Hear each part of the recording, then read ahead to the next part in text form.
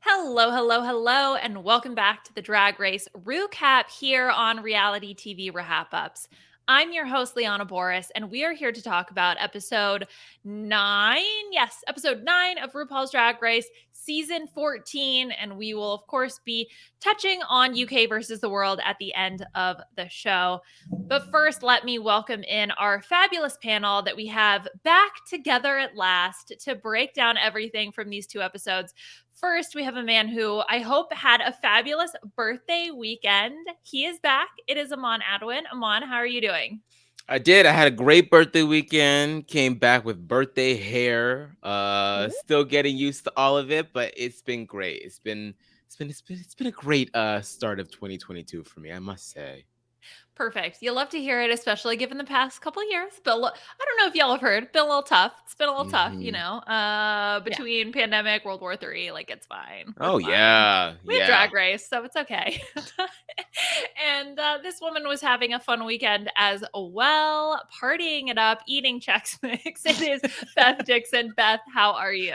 I'm very good. I feel like we have a double Shantae this week, as neither Oman or myself have been eliminated from the podcast, and how reflective of this episode. So I'm excited to get into it.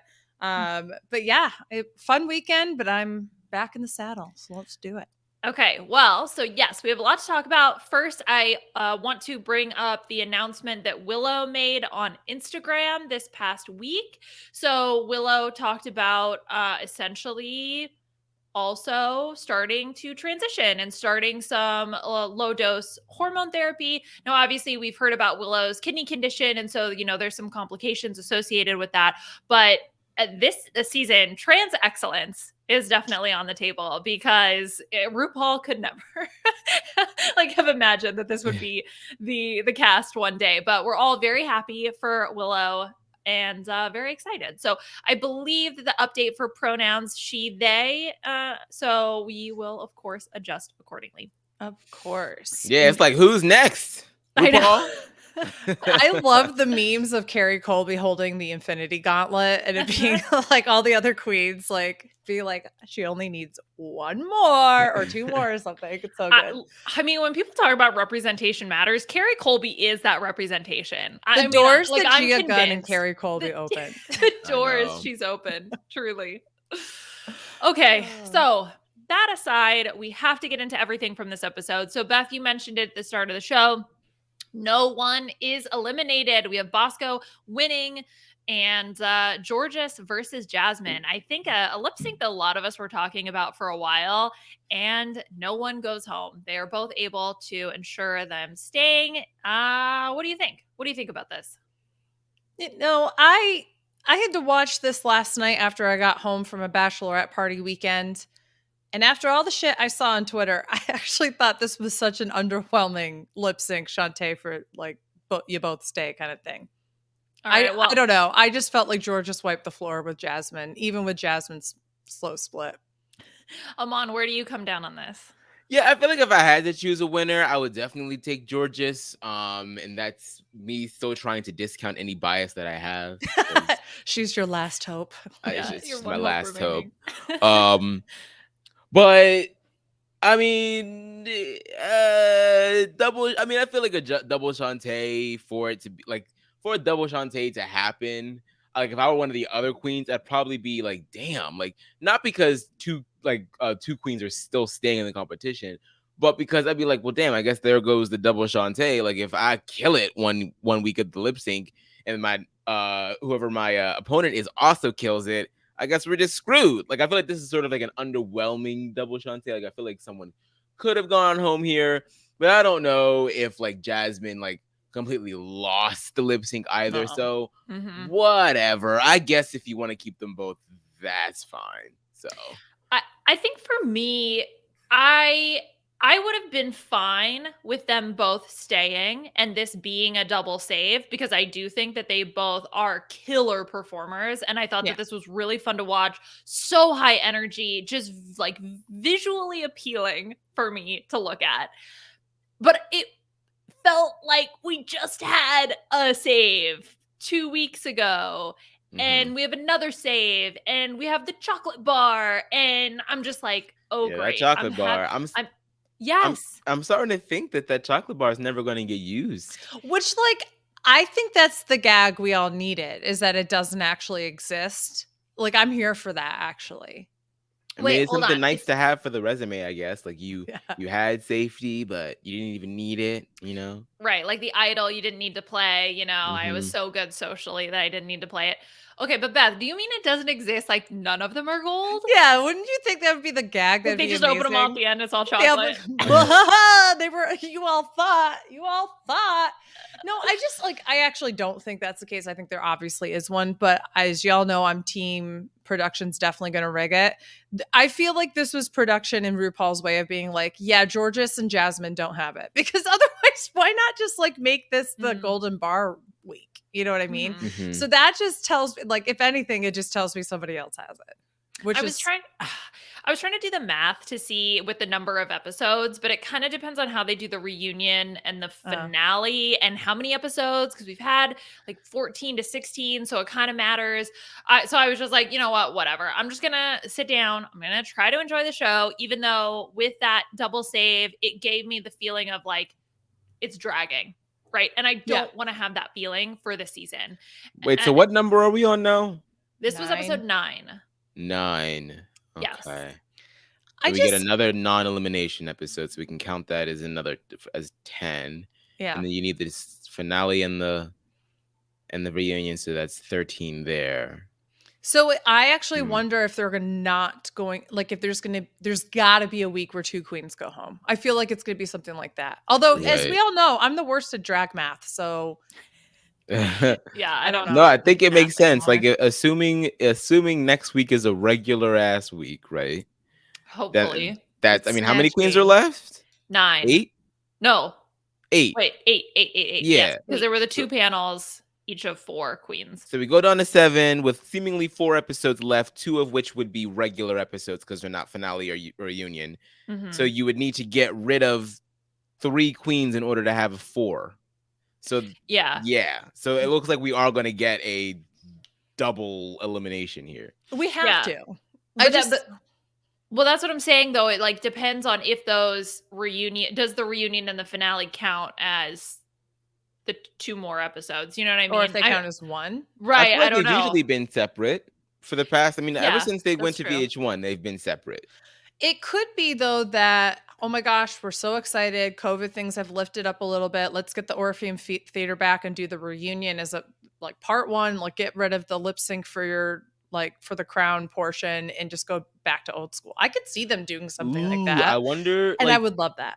I wonder if like if they do keep the regular format that they've been going with the lip sync for your life or lip sync for your legacy or whatever the hell in the final 4, and the chocolate bar has not yet been used. Does that shake shit up for the finale? Because dude, oh my god, that would be a gag and a half. I would be so actually down for that, because that would make, I think, for great TV. Could you imagine? I don't know how logistically it would work, but my jaw would be on the floor. I feel like what's more likely to happen than that, although that would be freaking amazing, would be RuPaul's like, all right, you're the top 5, and goes to cut somebody and they have the golden thing. So they literally, like, there's a top 5 instead of a 4. Like, I see so that. So they put this 5 is people. a really close race for this cast. Like, I think we can all say we feel like Angie and Willow were probably a little bit ahead of everybody else, but I could see RuPaul, like, RuPaul's crowned 2 winners before. A final 5 is not out of her wheelhouse, I feel. Yeah, this is true. And Bosco now has another win as well, right? Yep. So that's Angie's got 2, Bosco's got 2. Everybody else except for Jasmine and Deja have 1 win. So yeah, there's not which I guess we'll talk about it. Yeah. Yeah. So I don't know. I don't know what we're gonna get, but I'm gonna try to be optimistic that we will cut somebody at some point, hopefully next week, and the field will start to get cut down, because I did kind of feel that even with, and we can get into this with the main challenge, but the Jasmine Daya storyline has been the same thing over and over and over. And I was no offense to Jasmine, but I was like, can we cut Jasmine so I don't have to hear about Jasmine talks too much and the queens are harping on it? I'm kind of over that. I'm bored. I also don't understand. I'm just gonna put this back to the lip sync a little bit, okay? Even in the past, when you've had two people who are doing justice to the song and doing well, somebody's still gone home most of the time, right? This was Jasmine's third time in the bottom, and she's been in the bottom pretty much consecutively. Yeah. Like, clearly it is her time to go. Like, I love you, Jasmine. I'm so proud of you, but girl, get out of my TV screen right now. I guess I don't need you. She's just one of the only ones giving the producers anything besides Diabetes. Like, Georges is not a DR queen, nor is Deja. I mean, Angie is like the hero, so of course, she's never really going to be in any danger. Willow there as well. So I feel like there's like no, if you get rid of Jasmine, then there really is hardly any conflict. Fine, then get rid of Georges this week. Like, no! Honestly. Because my point still stands, right? Like, yes, RuPaul is obsessed with Georges, but what is Georges bringing every single week? Looks and runway. Is she? Georges is so cute. She's adorable, but I can see adorable at the reunion. That's fine. Yeah. I don't know. I won't say a bad thing about her. This is me. I mean, I know I'm actually harping on this or whatever, but I honestly just don't feel like this was the lip sync that we all built it up to be. And a lot of that has to do with the song that they chose. Once again, it's like, okay, we have two amazing dance queens. Let's have like a song that doesn't match their style. Yeah. Which I do think that Georges was able to like emotionally in the face do it. Jasmine took the approach as if she was a majorette in a marching band with her face, singing the song with animated faces that scared the bejesus out of me. Yeah, I mean, I will say, I think that Jasmine definitely is, definitely a performer. But I will say that now that we've seen her done it 3 times at this point, I will say it's a little one note. Yeah. I feel like we've seen everything that we can see from her, and I feel like all the songs have been a little different. You got Sugar Mama, you got this past one. Forget the first one, and then most of the lip syncs in the choreography that she gave us were sort of the same. I'm like, right. Where's the variety here, sis? Where's the emotional connection with the song? So, yeah, she definitely could have gone home. But I think they are trying to build up this narrative of these are the two queens, like, and then RuPaul does that thing where he's like, everybody in the back, this is how you lip sync for your life. Like, I would have made the episode at that, because if I were one of the queens in the back, I'd be like, really? Remember, like, okay, girl, put me in the bottom next, then I'll show you. Remember, this is the same host who said that Deja Skye was a lip sync assassin in the first episode. That is literally what I was like, we should have known something was up when we found out that Deja Skye was the lip sync assassin of the season, apparently. Which, by the way, has not been in the bottom 2 since that first time. So again, but I just kind of like, here's my whole thing too, right? If you're RuPaul and you're judging and you're saying next week I know is going to be Snatch Game, I can't wait to see Jasmine and Georges. Oh, really? I didn't even think of that.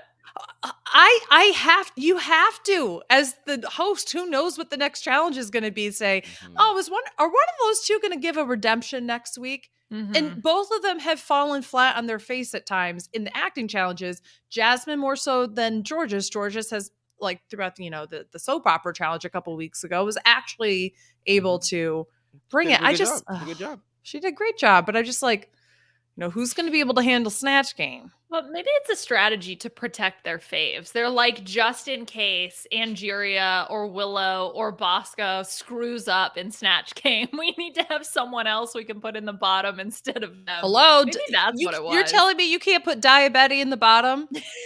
And that it wouldn't be the most dramatic thing you've ever seen in your entire life? Oh, Lord.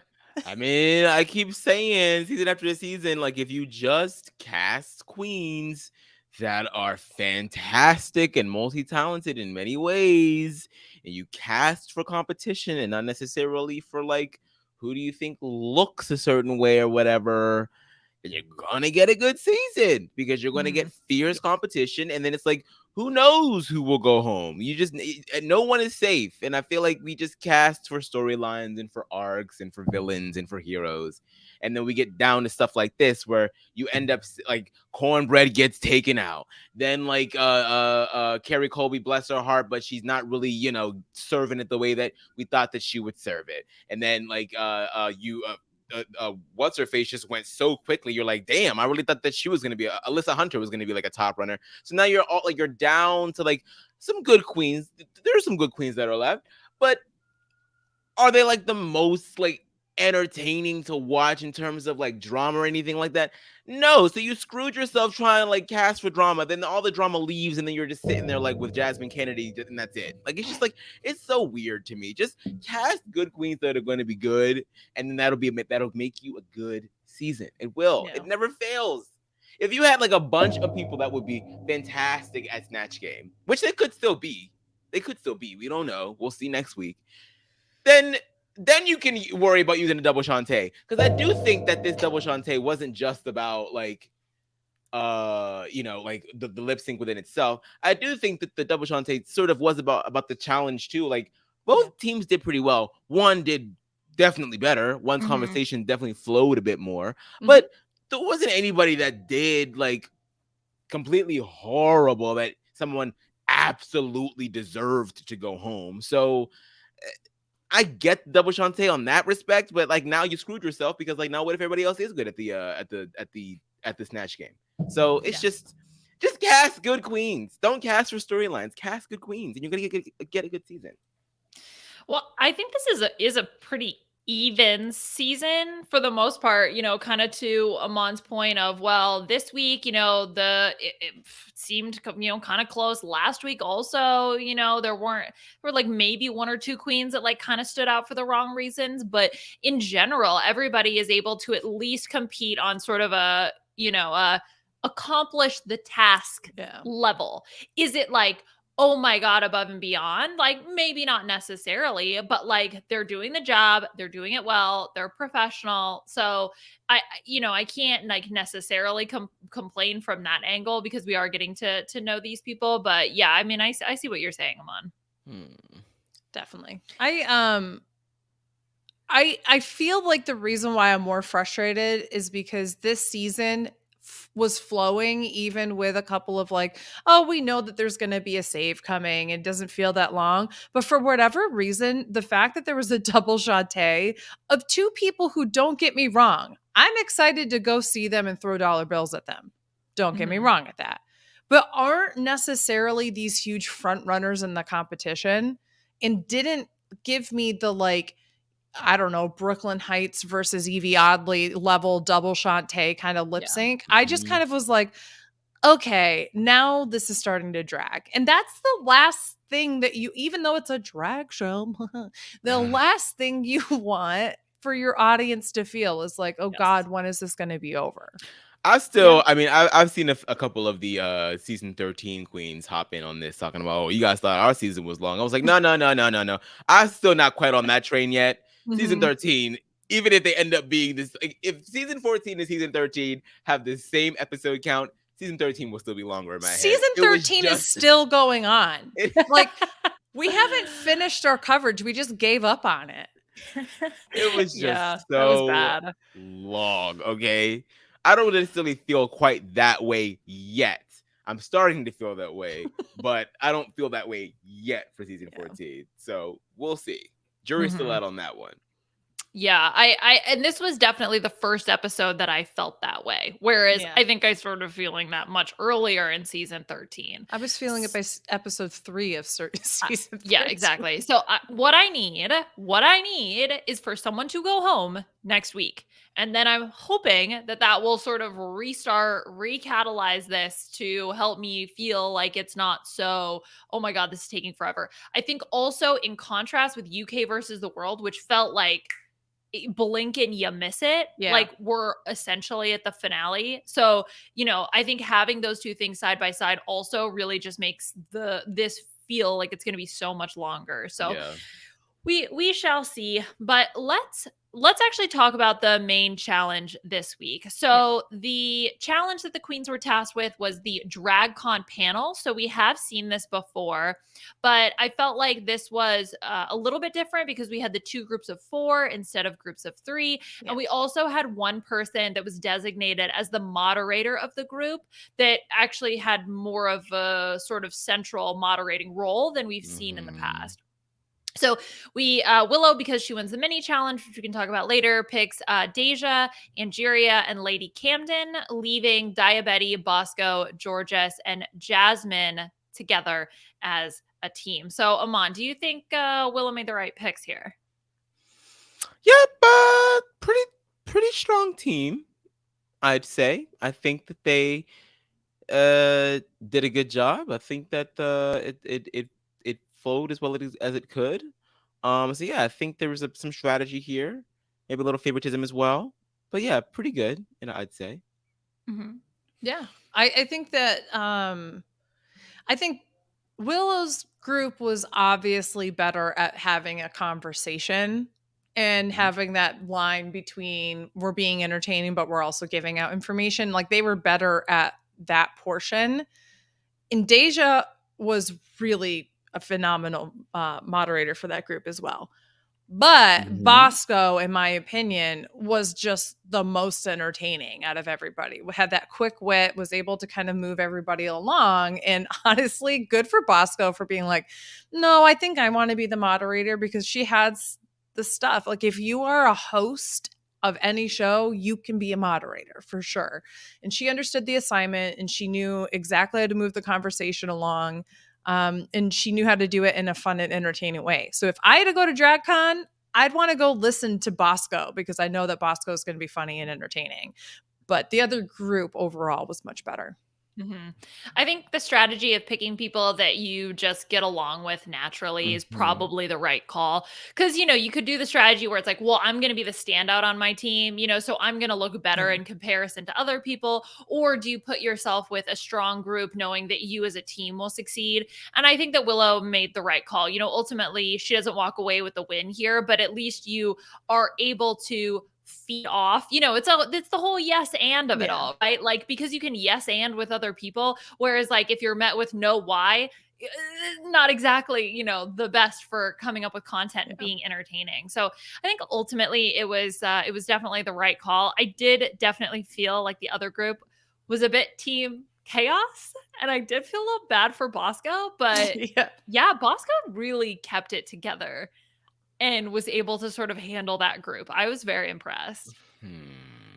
Bosco was able to go, this group is chaotic, so as long as I look good in comparison, then I'm going to win. And she knew how to play that game for sure. Because there's definitely a way when you have the skill set to be like, I'm going to do my best, but to help lead this team. But at the end of the day, it's an individual challenge. So she is smart and knows how to toe that line. Yeah, I did feel like the one thing about Bosco was sometimes things did feel a little bit canned or rehearsed. Yes. But okay, yes, Iman. And I can see, I feel like Iman has feelings. Share with the class, please. Deja should have won this. Deja should have won this. This was Deja's to win. It was Deja's to lose. Bosco did a great job, but it was just not as cohesive. And if the name of the game, I know we know the name of the game is to make RuPaul laugh. I think that Deja did that. I think she made RuPaul laugh, and she also did a good job of keeping the conversation going. And there were some pretty, you're sitting next to Angeria, right? And I still feel like she came out as the one that she was the Whoopi Goldberg of that panel, right? Like she corralled them, she moved everything along, she injected humor in there, and it felt free form, it felt free flowing, everything just felt nice. So I don't know if this is an editing issue where they made it seem like they did a better job, but to me it just felt like Bosco. Yeah, there were a few one-liners in there, but they did seem very rehearsed, which we know that they are. But if you can rehearse and still not seem rehearsed, that's show business. I don't think that Bosco did that. I think the rest of the girls were like kind of all over the place a little bit. Not horrible. I still don't think that like I still don't think that just because George is, had stumbled by saying like not saying toxic masculinity, just because Jasmine wasn't as like entertaining as the rest. I don't think that that's like they need to go home right now. Screw them. Like everybody did a good job. Everybody did a good job. I just think that Deja clearly won this, and when she didn't, I was like, I sat there in my chair. I was like, you're not gonna get a reaction out of me. I'm not playing this game with you today. We know I know what the producers are doing. You want us to be outraged. I'm not doing it. I'm not doing it. Deja should have won. You know Deja should have won. You know Deja should have won. RuPaul, your ass definitely knows that Deja should have won. And we'll just call it at that, okay? She robbed her of a win. I don't know why. I guess because you want. She also had the best runway. She had the best runway. Yes. Like yes. Collectively, This was Deja's week. I don't know what they're doing. I don't know if it's because they just want Bosco to have another win to oppose Angeria. I don't know. But like, if you're gonna give people wins, give them wins when they deserve the wins. And we still know, like, and if it's about, it's not. It can't even be about like people having resumes going into the finale anymore, because we've seen people win the damn show when they don't have as many wins. I mean, Jada Essence Hall just beat Gigi Good's ass, okay? So it can happen. You don't have to have this. Sasha Velour beat Shay. It's Sasha Velour beat Shay's ass. Mm-hmm. We don't have to have this false narrative of these queens needing to have a win in order to win, okay? Yeah. It doesn't need to be this way. The same thing with fucking what's her face? I forget her name. All-Star 6 winner. Oh my god. But she didn't have the most. She didn't have the most wins. And she I know. I just wanted a fist bump to that. I still can't even think of her name. Oh, Sonique. There we go. Sonique. It's just like. No. I said I wasn't doing this. I would like. Aman, this is the reaction they got to you, Aman. No, Aman, look, I want to Deja's remind you. Gaia. Yeah, I just wanted to remind you that you said you weren't going to react to this. It's okay. Because I got you, gal. Here's the thing. Like, I also thought Deja easily could have won that. I just felt like even with the things that, like, Bosco came across as canned lines, sure. Deja came across as stiff a few times. Like, I am it is my job to be the moderator kind of thing a few times, right? But overall, if you're talking about the challenges, I agree with Iman. If that group had a better flow to it, you have to give that to the moderator. The moderator did that. I'm also like a little bit like, did Bosco come across so much better because the rest of her team was trash? I'm just like, that's what I'm saying. Yes. That's why I think that she's a genius, is because she was like, at the end of the day, she could have done more as a moderator to bring out something else in the other three. But why do that in a competition when you know you are going to shine? And that's going to get you more of the spotlight. That's what I think she did. And that's why I think she's smart. Mm-hmm. I don't know. I feel like I would be like, if I were RuPaul, I feel like I would see through that and be like, and I'd rather reward someone, maybe, that is maybe a little wooden, but still, like, I still feel like she owned that panel when you have somebody like Angeria and Willow sitting next to you, and Lady Camden for that matter. Lady Camden's no spring chicken, okay? Like she's, so I just feel like I just don't understand this show sometimes. I just don't understand it, because there are just blatant losses that occur on this show, and I'm like, is it solely because you want this type of reaction out of your fans? It cannot be. And I'm not even gonna let me preface this by saying that I don't think this is like the most egregious thing that we've ever seen on the show. There are plenty of things that like have happened, but it just harkens back to all of that shit for me. So I'm just like, why, RuPaul? Why? Never forget, it can't be for ratings. It can't be. RuPaul Charles is Allison Grodner. I want you all to remember this, that they are the exact same person when it comes to being executive producers. I will leave you with that. What reality TV is like, and I'm just like too dumb to accept it. Is there like literally like meetings that happen between producers, and they're sitting there like, okay, what's gonna get like the biggest? How can we just fuck up one of our contestants real hard. Like, I know that there's like some manipulation and they like, especially on depending on what kind of show you're on, like they want conflict, right? Or like no one watches TV shows to watch people get along. No one does. But I'm saying in a competition series, that's the conflict. That is the conflict. I don't know why you have to add all of this like injustice to it. Like, why do you have to be at conflict with the audience? Like, well, because of this, Iman. Because of how you feel right now, and that we're talking about it, and that it's dramatic. And also, they already gave Diabetti a win. So who's going to be the underdog queen now? Okay. If they gave the win to Deja, it would have been amazing because that would have meant Jasmine, who just got saved for no reason again, was the only queen without a win after surviving 3 times as a lip. Like, there's things inherently right there that have all these power dynamics. Mm-hmm. But it's gonna be okay. You know what? I just want to get famous. I want to get famous one day, so that I can have the privilege to sit down with RuPaul and whoever other producers that are attached to this show.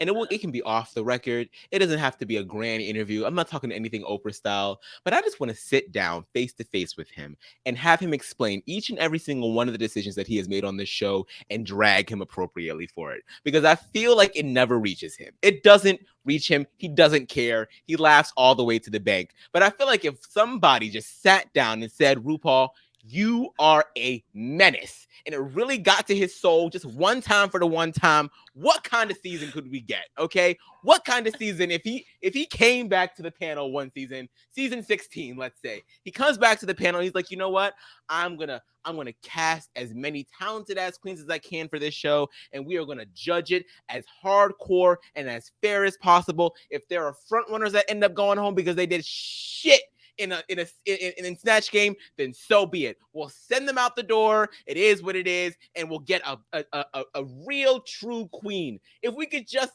get a season like that, just like I feel like world peace. Like, I just feel like, you know what would happen, Iman? You know how you have to get this to happen? Is we have to find whoever the inside source is who supplies RuPaul with his coffee enemas and just make sure that is cut him off. Stop. That's the cut source. him right off. And then we're good. Oh my gosh. Well, I love your plan, Iman, although I don't know if Ru will remember the decisions that he made. So you know what? I will have everything. I got a smooth, crisp Paramount Plus subscription, okay? So I can pull up the footage, okay? Every single thing I'm going to ask him, I will have cited videos, MLA formatted, okay? Ready to go. Here's the other thing. Make sure you don't talk to Michelle Visage because she is brainwashed into believing everything. You know what? And that's another thing. Michelle Visage's ass too, because she will come out and say, she'll voice her opinion sometimes. So she'll be like, especially when most notably the All Stars 3 thing, when they, got rid of Shangela because half those hoes were jealous and stank hoes. Okay, she said, well, yeah, that was a mistake. So we know that she knows and she's in on this stuff half the time. So I would love that too. Separate interviews, because I don't need RuPaul saying, trying to talk over her, because he does that sometimes. I can't wait for the special Iman Adwin on What's the Tea with RuPaul and Michelle, where he just berates the crap out of Puzzle. Through getting famous, I'm going to start doing drag, and I'm going to get on this damn show, and I'm going to wait until I can be a guest on that podcast, and I'm just going to rip them to shreds. The long con. It'll be an unreleased episode, because they're never going to air it. But here's the thing. You're going to have it recorded in your pocket, and then you're going to release it. This is the long game, and I'm here for it. I don't care. I can screw the NDAs. I'll set up a GoFundMe.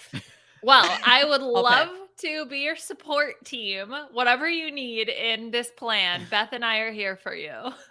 Thank you. I have plenty of makeup that we can start with. Oh, yeah, I'm going to need it. So, good. Okay, great. Is there anything else you'd like to say, Iman? That's it. I'm done. Okay.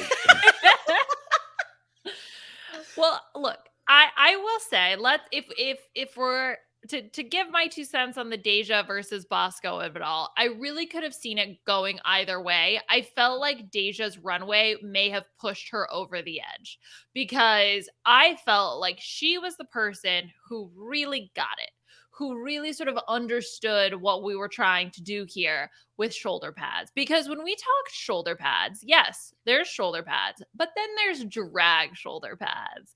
And this was just so dramatic and so fun, her look. I really, really genuinely thought that this was going to be the thing that pushes her over the edge. But unfortunately, it was not. But still a fabulous look. And she made it too, which is gonna which makes it so much better. Yeah. What made me so frustrated at all of these runways is that there was not a single shoulder pad left besides Deja. It was just shoulder stuff. And it was I put a spike on. Yeah. I'm wearing a cuff. I'm wearing those aren't pads. Do you know what shoulder pads are? Well, like Willow's, there's shoulder pads in there, but they're like little baby shoulder pads. You know what I'm saying? Yeah. So it's like, I get, yes, technically you have. I would wear that pads, to an interview, that entire outfit. Head to including toe. The hair? Yeah. Okay. Piercings and everything. Fabulous. Did I mention that I literally am a career coach? I should probably not say these things.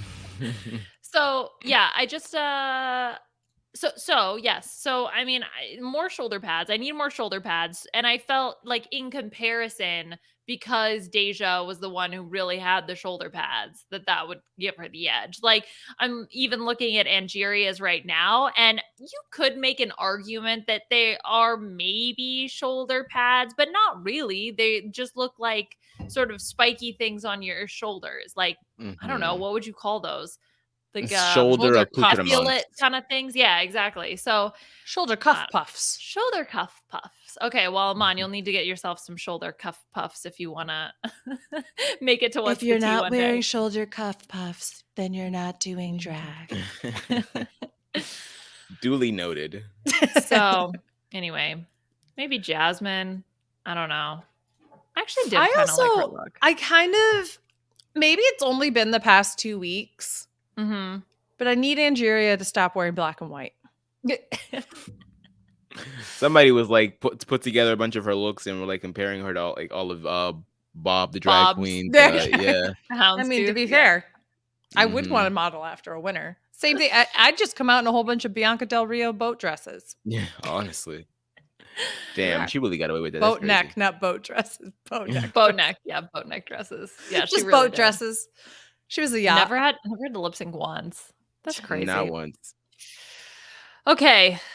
What else? Is there anything else about the main challenge of the runway that y'all want to talk about? I do appreciate those challenges because those sort of things, that's where the charisma really comes out for me, because it's not just like some scripted, over the top skit that they have to put on. I do appreciate it when they are sort of have to follow some sort of loose talk show format, because then you get to learn more about the queens, and you get to see how they actually are charismatic and how their personality is either infectious or sort of a bit of a dud. So I've always enjoyed these. I enjoyed watching it on season 6. I enjoyed watching the other one on season 9 when they were like news anchors. Those were always so fun to me. So and as a podcaster, it's just something that I like to watch other people do, is pretty much do a podcast. So yeah, I enjoy these a lot. I think also if you're thinking transferable skills to what it is like to be a Ru girl after the fact, DragCon is a big deal, and participating in these panels is a thing, right? Why did Ru ask in the walkthrough, hey, have any of you done a panel?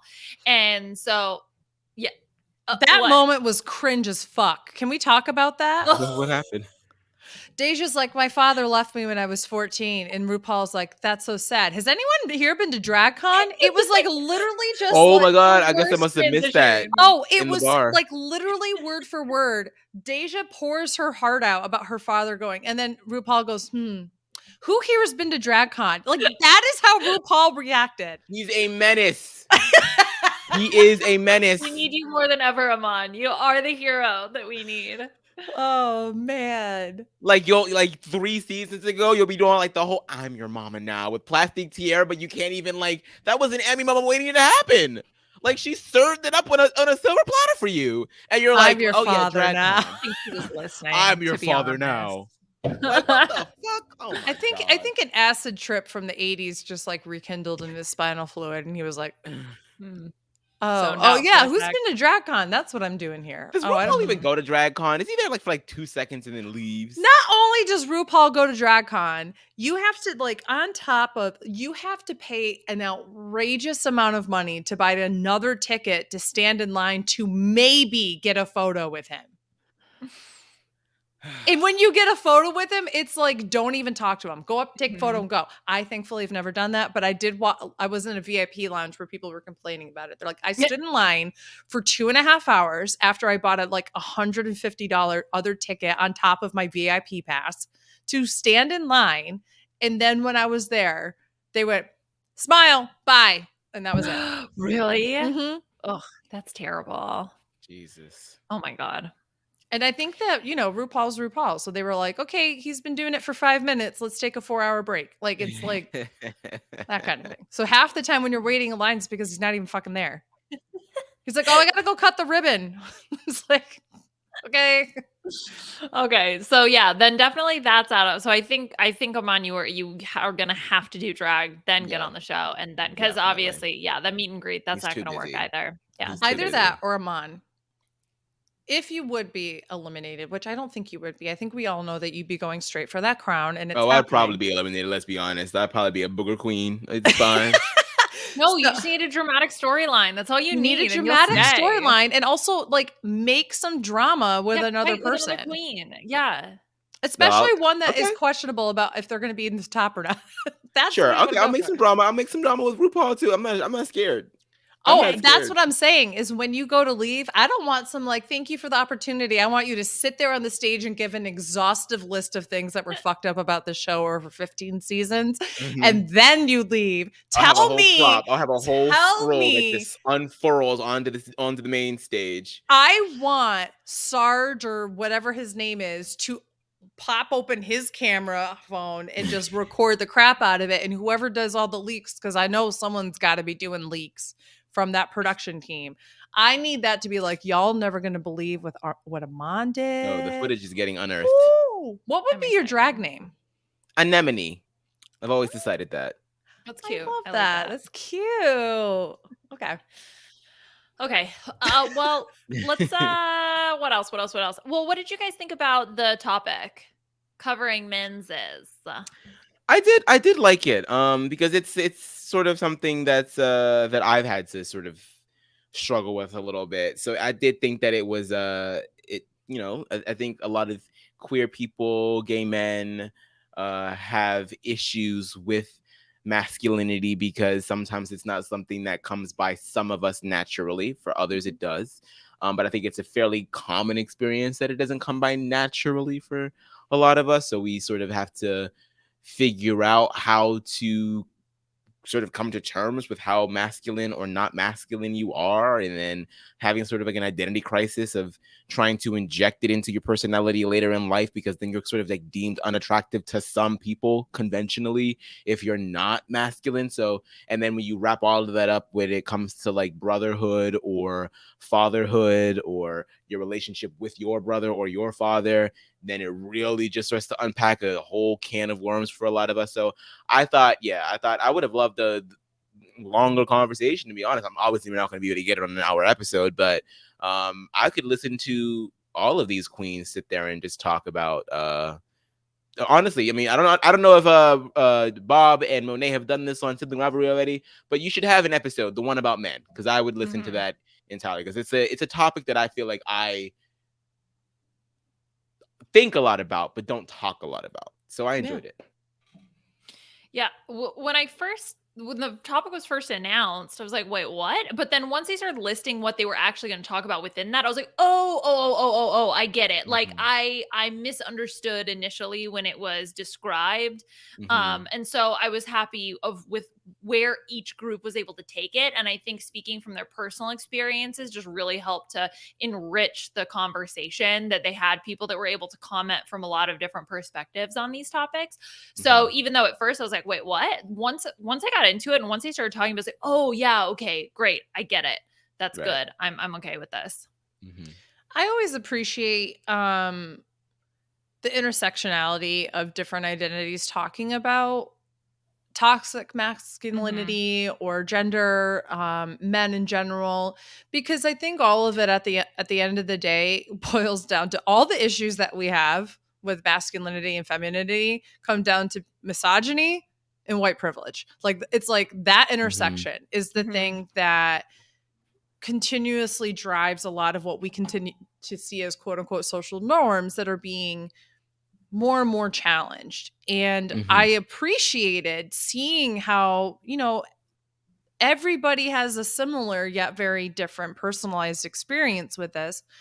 And, as a cis white woman, it's important for me to also hear about, how queer men are navigating their own journey of masculinity and femininity, but also how sometimes they also perpetuate some of that as an issue as well.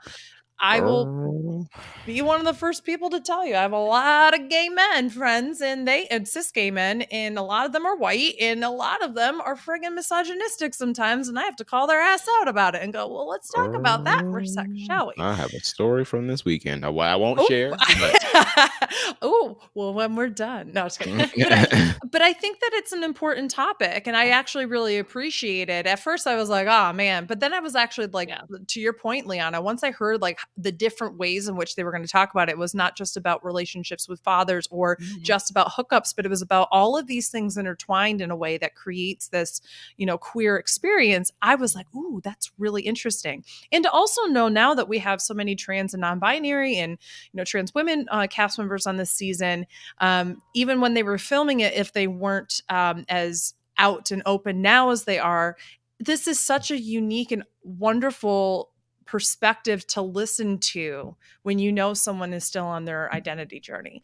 So I really liked it. And I thought, to Iman's point earlier, nobody like bombed this challenge. Like Jasmine, wasn't as outgoing, but she was trying to listen to critiques and go from there. George's tripping over a few words. Like, we trip over words all the time on this. That doesn't make or break if you're going to do well in a podcast. It's like just something to edit in there to make you be like, oh, someone's not. Oh my gosh, she didn't know how to say toxic masculinity. It's like, okay. Which, in case anybody doesn't know, not to say that like, because I agree with what you just said, but at the same time, in case anybody doesn't know, because the friend that I was watching with didn't know this, Georges is American. Right. Okay. Yeah. There is definitely a critique to be had about Latin queens coming on the show and English is not their first language, and they mess up in an acting challenge and then they send their asses home. There's definitely a problem with that on this show. It comes to Georges though, she was born in Texas. She's American, and my friend was so upset. She's like, I can't believe that they're about to send her home because she stumbled over a word and English is not her first language. I was like, hold on. She American. And I agree with you on one respect, but like let's talk about the issues like that are actually happening with Latin queens that are ASL, not Latin queens that are not. I just wanted to put that little tab in there because I think a lot of people are like under the impression that she is like actually, I mean, she is Mexican, but she's not from Mexico. She is born and raised in the States.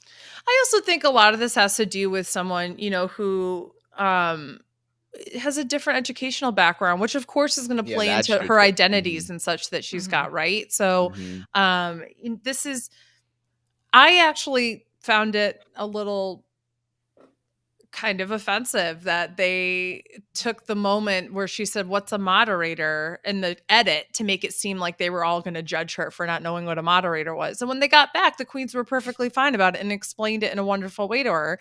And I was like, well, that's like really fucking shitty to do, to make someone appear like they were about to get like bullied and shaded by the other queens for not knowing a word. And like all that does is perpetuate when people don't know things that they're going to double down that they think that they know on them. Like, we need to create an environment where people, regardless of whatever your educational background is, feel comfortable asking a question. Like if you don't know what something means, just ask it. It's Yeah. okay to not know things. Yeah, and if I know, anything, shocking. oh God, Yeah. Well, I don't know. I I want to make a joke about, well, what was Jasmine's educational background that allowed her to dress like a magician? Because I could not get over all of the reads of the magician outfit. Because honestly, I remember thinking in the panel, I was like, that's an odd choice. But then once they started talking about it, I was like, okay, that's really funny. Margaret Thatcher does that magic. hair. What was she Margaret Thatcher. thinking? It's every time she hits this runway, like she comes, like honestly, she is a person, gives me like Laganja Estranja, but she comes out Alyssa Edwards on the runway every time with that hair. Like, you know what I mean? Like, except for the runway this week where she wore like the lime green outfit and like the sleek pony. I was like, that is what I feel like your energy gives me. But then you turn into like pageant mom. And it's really interesting. It's an interesting dynamic. I mean, it's like what Candy Muse said about Tamisha Iman last season. Like the talent is there, but the taste level is not there. Like it's just not there. Oh, man. It's not up to snuff. All right. So from tops and bottoms, we've already kind of talked about this, the placements. Georges, Jasmine, and Daya all on the bottom, which I think is the right call. That panel was a little bit of a hot mess. Lady Camden and Jerry were safe, with Willow, Deja, and Bosco all in the top. We've already gone through the lip sync in depth. I think really the only other thing to touch on is the mini challenge. If there's anything that y'all want to say about that, it's the Snatch the Spotlight mini challenge, where they were tasked with photobombing famous men's photos. So I like that it kind of fit with the, the men's discussion. We got the men's photos. Quick drag, always my favorite. I love seeing what queens prioritize. So, that was a lot of fun. And of course, Willow ends up winning, which allows her to pick her team for the main challenge. Mm-hmm. I will say this. I watch with subtitles often, and the amount of times they said menses, and I kept thinking they were saying menzies, like and I was like, I have to remind myself that is a very different thing on RuPaul's Drag Race. Mm-hmm. Yeah, men's. Tells you where my life was with the bachelorette party weekend. Oh man, yeah. So, So menses, not the menzies. All right. Yeah, Willow wins. I don't know anything else to say about that. The only other note I wrote down was Georges is just dancing lol. I don't even know what that means. I don't even remember, but apparently I thought that was important enough to write down at the time. Oh, when she was doing the mini challenge? Yeah, apparently I think she just was up there dancing, and so she didn't pose. Yeah, exactly. Okay. It was all really right. deep. Yes. I thought Nicole Byer was a super fun guest judge. I mean, she's always, I love her. I love her podcast. It was really nice to have her come back in Untucked and talk with the girls, and for not them Lonnie to, Love. The moments. Yeah, just to be clear, not Lonnie Love. Nicole Byer. Oh no, not them mixing them up. No. And then I guess in Untucked we also get Angeria's mom and dad on the TV, which was like kind of like, wait, what? Okay, sure, fine. All very cute, not a lot of drama, especially compared to what we've seen in the past couple weeks. I'm cool with that. Mm-hmm. Okay, next week is Snatch Game. It is finally here. We are finally going to get to talk about it, so I am very, very excited for that. But that does it for season 14 for us. So first, let's give some plugs if you want to hop out now, and then we will be talking about UK versus the world. So Beth, where can people find you on social media? What do you have going on? You can find me at AugustaWind11 on all my social medias, including my Twitch channel. Still on My Weekly Meltdown. We're going to be covering Survivor and Big Brother Canada 9. And you can also catch me on Hot Mess Moments, where we're just starting season 3 of Lost and The Nanny. Okay. And Iman, apart from prepping for Drag Race, what else are you up to, and where can people find you on social media? Can follow me at Iman Adwin everywhere. Mainly just covering Big Brother Canada 10 nowadays. Still got my podcast with Matt Lagore over at the Choir Room, covering all things Glee. All right. I did mean Big Brother Canada 10, not 10. 9. Yeah. My I mean, apologies. that would be fun if you went back to cover old seasons, but like My draft last year was literally Julie and Tashawn, and I was like, I got the first and the last, baby. Like, so we'll see what I comes up guess this that time. works out. Yeah.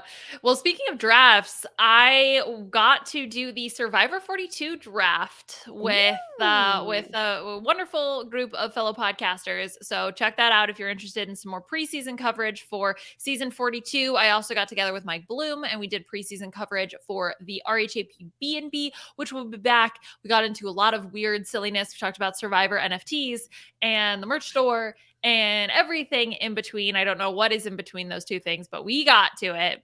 And finally, The Masked Singer is coming back. So this week, Puya and I will be getting together to talk about the premiere of The Masked Singer. And of course, Mike and I will be continuing with Survivor coverage for the B&B as well. And you can find me on Twitter at Liana, RHAP. Okay, let's talk about UK versus the world, because as I mentioned in the to 14 coverage, we are already down to our final 4. We're at the finale. Yeah, it's the finale. Next week is the finale, apparently. So does that mean that there's only 6 episodes? At the time of this recording of this podcast, the finale is tomorrow. Oh, yeah. Oh my God, that's tomorrow. That's Tuesday. Yeah. Isn't that crazy? Yeah. They'd They'd already said that this was going to be like a really short season. And that makes sense also because the BBC's different or whatever. But I just I don't know how to feel about this top 4. I don't know how to feel about the season. It doesn't sit right with me that Mo doesn't have a win. But I also feel like I want Mo to win. Like, I don't know. Yeah, so we've got Juju, Mo, Baga, and Blue that are all in our top 4. Janie was sent home this past week. Iman, what are you feeling? So look, y'all know from me, I've been coming back every week and being like, so be it. Live by the sword, die by the sword. So like, I am always going to be a big proponent of anybody coming and slaying and doing whatever it is they need to do to win. If that's the name of the game, then play the name of the game. So I guess this would be a larger critique as to, was this the proper way to do an international season of Drag Race, the inaugural international season of Drag Race? And perhaps not. Perhaps it shouldn't be about the queens eliminating each other. I mean, I know this is All Stars, but maybe you don't need an All Stars format. Maybe you can have like a regular, if you're going to have a first season of International Drag Olympics, then be like the actual Olympics and have a judging panel, not... Well, that's what I was going to say, is why can't they have hosts from all the different countries come together and be the panel every week? Would be lovely. Besides the fact Pangina, as the host, was also competing this time. But I think it would have been great. Like, even if they didn't have contestants from their respective franchises, right? Like, have someone from España, have somebody from down under. Well, I guess down under, it would have to be like the short little guy who's the twink that I'm thinking what's of his with the name? red hair. Reese, what's it? Reese, yes, I think so. But like, have someone like that. Have Brooklyn Heights. Have somebody who's going to be. I mean, Nikki Doll now will be hosting France. Yeah, can we talk about that real quick? Because I did see a little bit of controversy online. Everybody's giving Nikki Doll grief for getting the gig as the host of the show. Yeah. So that Brooklyn Heights came to her defense, saying, well, if anybody is qualified to host or judge, it's someone that actually went through the competition. I'd be like, I don't know if that's the argument that you want to make, because then we could say that Candy Ho should be the main judge of a franchise, or Drag Race Bronx, or Soju should be the main host of a I just feel like there's a little bit of valid critique in saying, I don't know if Nikki Doll is the one to now I don't know about French drag. I don't know what it's like over there. So she's definitely more qualified than I could ever be. But as a flagship in a drag competition that I'm assuming they would like for it to be, I kind of I do understand the critique of being like, I don't know, like, because if it's just to get viewership, I understand the business move. I understand it from the business side entirely. But as the main judge, I'm like, whoo, that's a pretty lofty title to have for someone that didn't do that great in the show that she was in. So, and there's still critique about, she's French and she came over to an American show, and of course she has a lot of hurdles, and I won't discredit any of that at all. That is certainly true. She had a much harder time getting to the end of an American drag show than her American counterparts. I get that. But I'm still like, I don't know, Brooklyn Heights. I think you should just, I understand coming to your queen's, your sister's defense, and no one should be giving grief to Nikki Doll for grabbing a job. It's a job. Right. Like, you gonna say no? Like, no, she's not gonna say no. Of course she's gonna say yes. But I'm just like, I don't know. I get it. Like, it's Nikki Doll. Like, I'm like, so here's the thing though. Nikki Doll actually has a really big international following, and we have to remember that these different installments are not for America. They're for those countries. And so if she has a huge French following, if she understands and networks really well within the French community there, then that's all that should really matter, right? It really shouldn't give a shit what, the American audience felt like she did on the American version of the show. This is true. Thank you for saying that. That kind of changed my perspective a little bit. I also felt like she was a little bit overlooked on her season of the show. And because she's somebody who has kind of like some queens when they're on the show, even if they go out early, but then they start popping up in all these different places. They pop up and work the world. They pop up like doing, because I think she was the one who did like either Rue's makeup or Pete Davidson's makeup for SNL. Like when Rue did that SNL skit with Pete Davidson. So, like Nikki is one of those queens who has sort of been able to infiltrate, despite maybe not making it as deep on the show, sort of the inner workings and the higher up levels of, the top drag queens, at least in the United States. So I think it's probably a combination of those two things is why, she was being selected. So I feel like, if Brooklyn Heights had presented that, then I'd be like, oh, well, then, no question. But I guess I just had a bit of a visceral reaction to her being like, well, because we were on the show, then we should be good. Yeah. I'm like, I don't know about that. Yeah, no, I don't think that that's the case. But I do think that saying, hey, somebody who understands the scene, the culture has been working in a variety of different ways and has also been through the competition to a certain extent, presenting it like that provides a very different framing of it. Also, if I'm Brooklyn, I'm 100% defending that decision because if, like she got some shit when she was announced as the host of Drag Race Canada, and, like you are going to do what you can, because it's not just a defense of Nikki, it's a defense of her position as well. Right. So it's a little selfish from that perspective, but I also totally get it. So, definitely. Defend yourself. And I think just to sort of like, as I'm thinking through all of it, I think we have to remind ourselves that it's not that they're saying that these are like the international equivalents of RuPaul. Like, it's not like that. Although, like, I mean, it's not like RuPaul is like some top tier drag queen nowadays anyway. But, I'm just saying, like, it's, this, like, even Brooklyn Heights is not like the main judge in the way that RuPaul is. She is a co-judge amongst a bunch of others. So I'm assuming that it'll probably be something similar with Nikki Doll. And that's how I think a lot of these different franchises that Rue doesn't host himself are like, is, it's a team of people. It's not like one person who's the be all end all of the judging. And I think that all of us can agree that we wish that with the American version, RuPaul was not the be all end all of half the judging.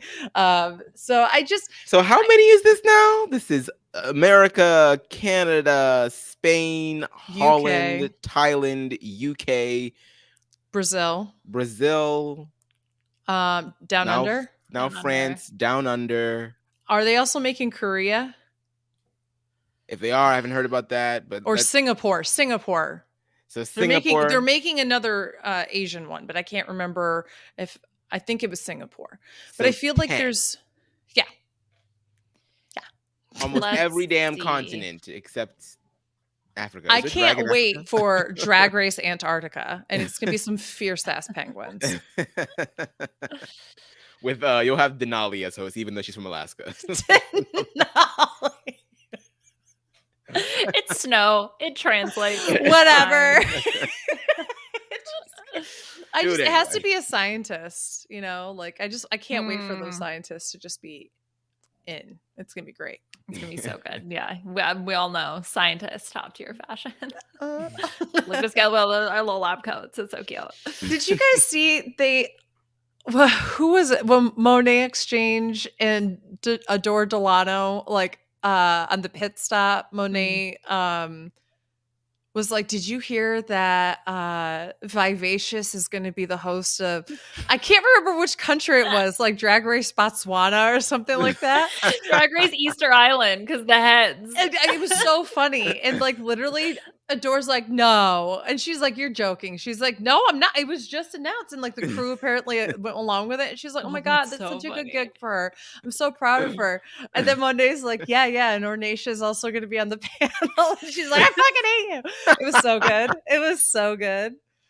Oh my God, that's hilarious. I love that. Not Ornacia. One day we'll be there. So yeah, I guess the final four of versus the world. Yeah. In order, what are your orders of like who you want to win the most out of the four, who to least? I guess I'd probably have to go. I think Blue and both Mo I'd be fine with. So they're sort of oscillating for me. And then it would have to be Juju and then Baga. And I know that like Juju is it's a journey. It just doesn't feel like it doesn't feel rewarding though. It doesn't feel like that's the ending that we deserve. So for me, like I'm totally with you. It's Blue Mo.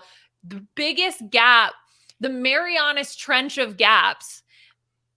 I guess Juju and then Baga, because Baga also would just feel so as far as I'm concerned, this is a final two and both of them are interchangeable. It's just like but here's the problem. That's how we feel. You know, RuPaul's like so proud of my Juju. And Baga makes me laugh so much. So proud of my Juju for letting me drag her through another competition. I honestly think that I would prefer Blue over Mo, which is hard for me to believe because I've been like really rooting for Mo more so. But I think if we want to have a little bit of integrity in terms of winning things, sure, give it to Blue. Mm-hmm. Mo, I would be super happy with Mo winning. Mm-hmm.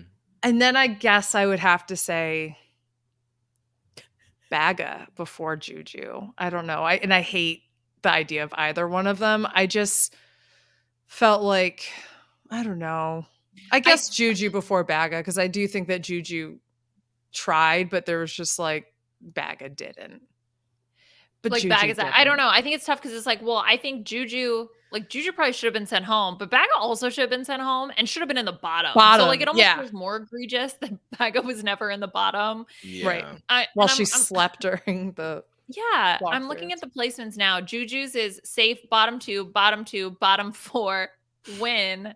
And then like I scroll down to Pangina's and it's like win, high, win, eliminated. Jimbo's win, eliminated. Like, Iman, how did you feel about Pangina last week? Because you weren't with us.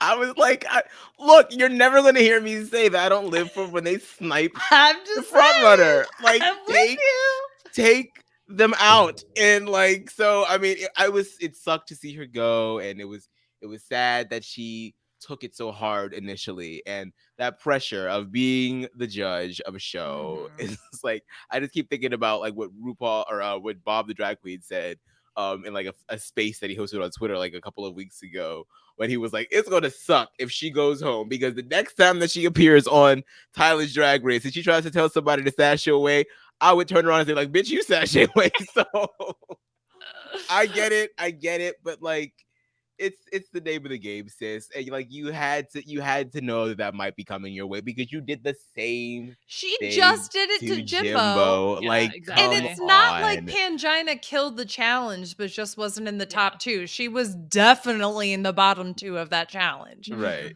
Yeah. So all's fair in love and Drag Race. I thought that it was so shady that they still had her crying. And at the beginning of this episode, they had one of her coins like spinning on the table as if she had just left. I was like, y'all are so shady for that, but I live. It was so funny. It was so like I still think of that, the crying over the and if you can't If you love can't love yourself, yourself. how in the hell you like sobbing in the it's so like Oh. it's of course my heart breaks for her, but also that's so freaking funny. Like so funny. Oh my god. Oh, iconic. Ah, And she's getting so much love too. Like people, I'm sure yeah. her PayPal and her accounts are just skyrocketing because people are just sending her so much love for the egregious manner in which she went home. But Mhm. it is what it is. You got to play the game, and I hope that this changes the culture of of the American All Stars. Like I want more of this to happen because look, like if you're gonna keep having all these all stars and diluting what it means to be an all star, then at least give us a good show. Give So us a game. yeah. Mm. Give us a Yeah, game. I think that's actually a great point to kind of go back to the decision to go with the All Stars format, right, where the other queens are responsible for sending the queens home. When it is a more second chance sort of style, and there's less Olympics of drag of it all, then I think that makes sense, right? Because we could get some drama, we could get the people like the front runners to be sound like that could be exciting when the playing field is a little bit more even and like not it's not like the top tier. But Mhm. if you're gonna go with something that is supposed to be like the pinnacle, these are the handpicked top queens from every country that I want to see judged based on the panel. So I think yes, okay, I think that cleared it up for me. That is my stance on what the elimination format should have been. That I'm still okay with it for All Stars if it's a second chance, but if it's like top tier, I want to see. Even if the judging is rigged, I still guess I would rather Also, if see it's that. Yeah. top tier, I do actually want to see top tiered queens Yes. on the show. Yes. Mhm. Yeah. Yes.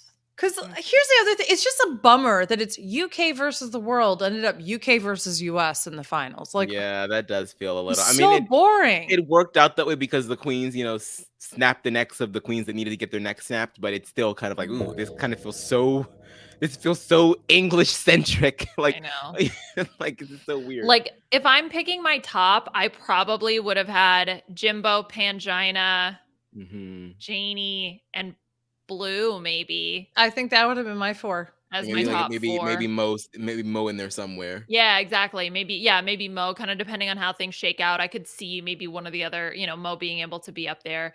Yeah. Mhm. So, look, not my ideal, but it's fine. We're just living life, taking things as they come. Maybe it'll be different. Like because I imagine they'll probably do this again. So maybe they'll change the host country. So maybe if they do it in America next time, I don't know when they would do it because they already have. That's probably why they didn't do it initially, is because we already have the flagship show, then we have All Stars. Mhm. But if they do it at some point, maybe it gets a little bit more eyes on it. And I hate to say it because it's American, it'll get more funding or whatever the hell. But that's just the reality of the situation. Maybe that will up the ante when it comes to these queens. But then again, now I'm like, I don't know if I want it to be here because then the American favoritism would just be off the charts. You just know it would, because you would want all of the queens that we know because we're dumb Americans and don't watch anything else. We want all of them to stay as long as possible. I don't know. It's just weird. I think it will likely always stay in the UK, considering that they didn't call it International All Stars, but they called it UK versus blah blah blah blah blah. And I Mhm. also think that it's helpful for RuPaul's franchise to have him be the one who is judging it, but also doesn't have to come up with more money to give away to people. Like, I honestly think That's that true. I think it'll always stay in the UK. Dollar store repeater badges. But They're spray painted gold this season, Iman. They had to go out and get the spray paint, okay? It's like $12. But it'll also be Mhm. interesting. Like, what I would love is a drag race where there is an even amount of queens from each country. Hmm. Like, I don't want 3 from the UK, 2 from US and Canada, and 1 from Holland and 1 from Thailand. Like, that's ridiculous. I want to see like 1 per country or something like that. I think that would make it really interesting. And now that we have 1,500 different drag races, you could say, okay, we're going to take this one from down under and this from España and this one from Brazil and this one from Canada. I mean, like, it would be so much more interesting that way. Yeah. Mhm. That would be cool. Well, we can only hope. We shall see what the future holds. There really is no stopping this drag race train, though. So, I have to imagine that we will get more iterations of this in the future. So hopefully some of our predictions will come true. Ugh. Drag Race will never be mainstream. He's such a fucking liar. He is such a liar. He's like, well, Mhm. inherently it isn't mainstream. I'm like, you were literally diluting drag. That is what you were doing. When you say drag is inherently not mainstream, yes, to a certain extent, but you were literally the reason why it's diluted into mainstream. Literally. Well, here we are. Okay. So, is there anything else that you guys want to talk about? Otherwise, we will get out of here. I think Y'all that's it for good? me. Cool. Okay, so you already got to hear our plugs. So quickly, you can find me on Twitter at Liana RHAP. You can find Beth at Augusta. See, look, I'm just like Georges. I messed up my words. Send me home. Yeah. Just No. like Double Shantae. Okay, whew, thank God. You can find Beth at AugustaWind11. You can find Iman at Iman Adwin. Please leave your star ratings and reviews for us on iTunes. Go to RHAPhasawebsite.com/drag race so you can do that. We really, really, really, really appreciate it. Also, if you're interested in becoming a patron, I know Rob is going to be dropping some more potentially preseason coverage for Survivor only on the patron thread. There's also a ton of other benefits if you become a patron of RHAP. So if you're interested in knowing more about that, you can go to patreon.com/RHAP or robhasawebsite.com/Patreon.